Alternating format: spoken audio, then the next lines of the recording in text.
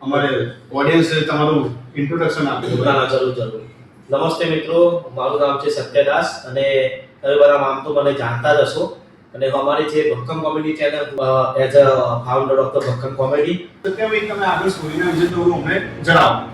તો ભાઈ આપણી લવ સ્ટોરી તો બહુ દુઃખદ ઘટના છે યાર. બરોબર છે. તો તમને વાત કરું તો આ વાત છે 2019 ની. જે 11મો મહિનો તો તારીખ બી મને યાદ છે 2019 11મો મહિનો અને 11 તારીખ કે આજના જે જનરેશન છે એમના હિસાબે તમારે પ્રેમના વિશે શું કહેવું છે? જો પ્રેમ તો સૌથી પહેલા વાત કરું વોટ્સઅપની સ્થિતિએ તો પહેલા સી, પછી રિપ્લાય આવવાની આશા. અત્યારના જે છે એમાં બહુ થાય છે. અચ્છા ભાઈ. તો હવે આગળ શું વિચારો છે? બસ અત્યારે કઈ નહીં, એક રિસ્પેક્ટ છે એના માટે દિલમાં પણ હાજરી રહેશે. જ્યાં સુધી છે જીવશું, ચાલશું જ્યાં સુધી હશે. નમસ્કાર મિત્રો, હું છું અર્જુન અને સ્વાગત છે તમારું અમારા વેલેન્ટાઇન સ્પેશિયલ બાકાચકી પોડકાસ્ટમાં. આજે આપણા ત્યાં આવી રહ્યા છે સ્પેશિયલ ગેસ્ટ. તો ચલો આજે આપણે એમને મળી લઈએ. નમસ્કાર અર્જુનભાઈ, કેમ છો? બસ મજા. બોલો સત્યાભાઈ, કેમ છો તમે? કોઈ આવવાની તકલીફ સત્યાભાઈ તમને? ના કોઈ તકલીફ નહીં, બસ શાંતિથી બબલ જાય આપણે. બરોબર. તો આજે આપણે વેલેન્ટાઇન સ્પેશિયલ બરોબર મજબૂત. ના બરોબર છે.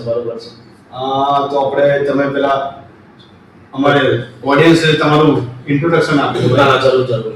નમસ્તે મિત્રો, મારું નામ છે સત્યદાસ અને તમે બધા આમ તો મને જાણતા જ હશો. અને અમારી જે ભક્કમ comedy channel as a founder of the ભક્કમ કોમેડી. તો ચલો આજે આપણે વેલેન્ટાઇનના વિશે થોડા ક્વેશ્ચન કરીશું. સત્યાભાઈ, તો મારો પહેલો ક્વેશ્ચન એ છે કે વેલેન્ટાઇન આ વખતે તમારું કોણ રહેવાનું છે અને તમારો વેલેન્ટાઇનનો પ્લાન શું છે સત્યાભાઈ? તો સૌથી પહેલા ભાઈ વેલેન્ટાઇન તો આપણું બેંક. બરોબર. અને કઈ કેમ? કે જે દર મહિને હપ્તા ઈએમઆઈ લઈ જાય ને તે. અચ્છા, તમારું વેલેન્ટાઇન જોરદાર છે. તો યાર અને વેલેન્ટાઇનનો પ્લાનિંગ તો તમને કહું તો જુઓ, સવારમાં નેટફ્લિક્સ, બપોરે ચા નાસ્તો અને બપોર પછી સૂઈ જવાનું. બીજું યાર અમારા સિંગલ લોકો શું હોય યાર. એવું હોય. તો સત્યાભાઈ, એક બીજો સેકન્ડ ક્વેશ્ચન આવે કે આજના જે જનરેશન છે એમના હિસાબે તમારે પ્રેમના વિશે શું કહેવું છે? જો પ્રેમ તો સૌથી પહેલા વાત કરું વોટ્સઅપની સ્થિતિએ તો પહેલા સી, પછી રિપ્લાય આવવાની આશા. અત્યારના જે લવણિયા છે એમને બહુ થાય છે. અચ્છા ભાઈ. બરોબર. સીન તો થઈ જાય પણ એના પછી રિપ્લાય જ નહીં આવે. તો સત્યાભાઈ, થર્ડ ક્વેશ્ચન આવ્યું કે તમારું વાત આજ પહેલા ક્યારે મીન્સ કોઈ તમારી અંદર પાસ્ટમાં કોઈ હતું ખરી? સાચું કહું તો હતું. કોણ? તમે એનું નામ જણાવી શકો? નામ નહીં અત્યારે બી એના માટે આપણે રિસ્પેક્ટ બહુ છે એટલે એનું નામ નહીં કહું. તો સત્યાભાઈ, તમે આપણી સ્ટોરીના વિશે થોડું અમને જણાવો.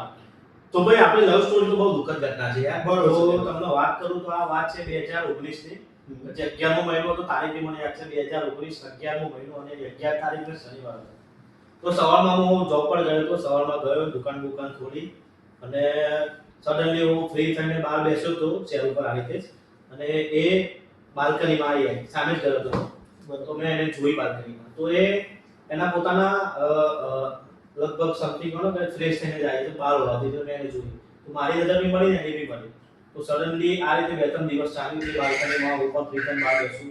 અને એમની બીજી દુકાન હતી નોવેલ્ટીની, એ પણ બહાર જ બેસતી હતી. નોવેલ્ટીમાં 10-11 વાગ્યા પછી નોવેલ્ટીમાં જ હતી. આપણે એક્ઝેક્ટ દુકાનની સામે જ હતી. તો એ પણ મને મળી અને હું પણ જોઉં એટલામાં જવું એટલે એ બી જોવે. એની પણ લાગણી હતી, મારી પણ લાગણી હતી. પણ આમાં એવું થયું હતું કે બંનેમાંથી કોઈ કહી નતા શકતા. તો એની બાજુમાં પણ એની એક ફ્રેન્ડ હતી. એટલે હું જતો હતો ને એને પછી મને એને બોલાયો કે ભાઈ આવો ને આ બાજુ. તો મને એને પૂછ્યું કે તમારું નામ આ સત્યદાસ છે? હા. તો તમે જેજીપુરાના છો? તો મેં મારું એડ્રેસ બધું આપ્યું. પછી એને મને કીધું કે તું તને આ છોકરી લાઈક કરે છે, શું તને ગમતી નથી? તો મેં એને કીધું કે ના મને ગમે છે, પણ મારામાં પણ થોડું ડર હતો યાર. ડાયરેક્ટ તો આપણે ના પૂછી શકાય ને. તો આપણે એ રીતે વગર વાત થઈ. તો મેં એને પણ મારો નંબર આપ્યો. સડનલી હું વેટ કરતો હતો 2 દિવસ સુધી દેખાય નહીં. અને 2 દિવસ પછી એનો કોલ આવ્યો. અચ્છા, ડાયરેક્ટ કોલ? Direct call. એટલે મેં મારો નંબર આપ્યો તો પેલી છોકરીએ આપ્યો છે, મારા પર ફોન આવ્યો. પછી મેં વાત કરી એને. તો લગભગ બપોરના 2-1 વાગ્યા હતા એનો ફોન આવ્યો. પછી ત્યાંથી આપણું ચક્કર ચાલુ થઈ ગયું. એનો ફોન આવ્યો, હું એને મળવા પર જાઉં. સમથિંગ ગણો ને કે રીતે 19 તો પતી ગયું 2 મહિનામાં. પછી 20 ચાલુ થયું, ક્વોરન્ટાઇન થઈ ગયું. તો ક્વોરન્ટાઇનમાં મળવાની જે ધંધા બંધ થઈ ગયા એટલે મળવાની બહુ તકલીફ પડતી હતી એને. તો હું અને મારો ફ્રેન્ડ એને લઈ જતો હતો. આમ તો બજારમાં જવાની આવવાની મનાઈ હતી. તો હું ગામડામાં ખેતરોમાં થઈને એને મળવા માટે સ્પેશિયલ આવતો હતો. તો એક બાઇક જેમ તમારો જો મારો ફ્રેન્ડ હતો એને બાઇક અગાડી બેસાડું બાઇકની ચોકી માટે.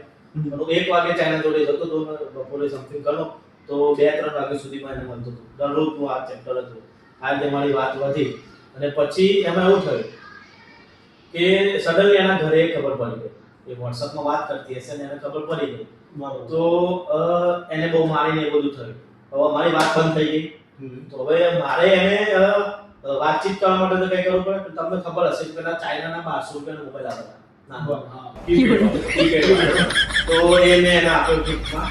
અને મારો ફ્રેન્ડ હતો એનું નામ લઈ લઉં ચાલો તમને સચિનભાઈ. એના નામ પર મેં કેમ લીધું એટલે ક્યારે મેં આપ્યું ત્યાં આગળ અમારા બંનેની વાત પાછી ચાલુ થઈ ગઈ. તેમાં થયું એવું કે લગભગ રવિવાર જ હતો અને એને પાછો ફોન પકડાઈ ગયો. સડનલી 2 વીક પછી મોબાઈલ આપ્યાના 2 વીક પછી ફોન પકડાઈ ગયો. પછી તો એને તો નંબર ડિલીટ કરી દીધો મારો, પણ મને ચૂલ હતી વાત કરવાની. તો મેં એને મેસેજ કર્યો તું કેમ ફોન નથી ઉઠાવતી. તેના પપ્પાને ખબર પડી. તો ફોન આવ્યો અમને બધાનો. મને પણ બહુ ગાળો બોલી તું કોણ બોલે છે આથી. આમ તો ખબર છે કે એની મમ્મીને હું કોણ છું, કારણ કે પહેલા બી પકડાઈ જતા એટલે કઈ નહીં વાત થઈને પછી મને કીધું કે તું મારી છોકરીને આવીને લઈ જા. મેં બી કીધું કે હું સામે તમે તૈયાર રાખો હું આવું છું તમારી છોકરીને લઈ આવવા. બરોબર છે, પણ આપણે સડનલી ના જવાય. શું બવાલ વધી જાય. એ કહેતા કે અમે હું આવું છું ત્યાં ગાડી લઈને આમ ને તે પોલીસ સ્ટેશને કમ્પ્લેન કરું છું. મેં કહ્યું તું તમારી જે થાય કરો, તમારી છોકરીની ભૂલ નથી, આમાં બધી ભૂલ મારી છે. એ છોકરીનું નામ ના લેવાય. એટલે આવું હતું. પછી ત્યાં સડનલી બ્રેક વાગી ગઈ અમારી લવ સ્ટોરી. એને મેં એ બધું પતા પછી એને મેં મળવાની પણ બહુ ટ્રાય કર્યો કે હું એને મળું. એ મળે મને પણ મારી સામે નથી જોતી. અત્યારે એ બધામાં બ્લોક છે. ઇન્સ્ટાગ્રામ, ફેસબુક, વોટ્સઅપ બધી નંબર. તો આ રીતનું છે અમારી લવ સ્ટોરી. અને હું સડનલી તમને વાત કરું કે અત્યારે તો આ બધું છે આપણે ભણતા હતા ત્યારે તો આપણને ખ્યાલ બી નતો. અને અત્યારે નાના ટેન્યા લવ સ્ટોરીમાં પડી ગયા છે. એ વાત તો મૂકી દો. મારા બાજુવાળા છોકરા છોકરી રાત ઉઠતા કે હું કે આના લઈને ફરવા જવું, એવી બધી વાતો કરતા હોય કે ચલો મેરે સાથ આઈસ્ક્રીમ ખાને ચલો કે ऐसी बातें करते हैं. હમણાં તમે મને પોડકાસ્ટના બહાર તમે મને જે હમણાં ચર્ચા કરીને તમે કીધું મને કે એને હેડફોન ગિફ્ટ માંગે. હા, હેડફોન ગિફ્ટ કરે તો ઓલો છોકરો થોડો આंसू आ तो एक खुशी के आंसू देख के मेरे मन में आंसू आ गए. બોલો અત્યારે આવું છે ને આપણને તો ખ્યાલ બી નતો. કરી તો પ્રેમ નતો પણ કઈ નહીં રહી જાય ગા. શું કરીએ? ચલો કઈ નહીં. ચલો મિત્રો, હવે આપણે મળીશું નેક્સ્ટ પોડકાસ્ટ. નમસ્કાર મિત્રો, આપણે મળશું હવે. અને તમે અમારી ભક્કમ કોમેડી ચેનલને લાઈક છે અને સબસ્ક્રાઇબ કરજો. આપણા અર્જુનભાઈ છે, એમને પણ પોડકાસ્ટની ચેનલ છે અને આ વિડીયો પણ આપણી ચેનલ પર જ આવશે. એમનો બહુ આભાર માનું છું કે આપણી ચેનલ પર એમને એક્સેપ્ટેશન આપ્યું છે કે આપણી ચેનલ પર અપલોડ કરવા માટે. તો થેન્ક યુ સો મચ. ફરીથી મળશું. ચલો મિત્રો, મળીએ. નમસ્કાર.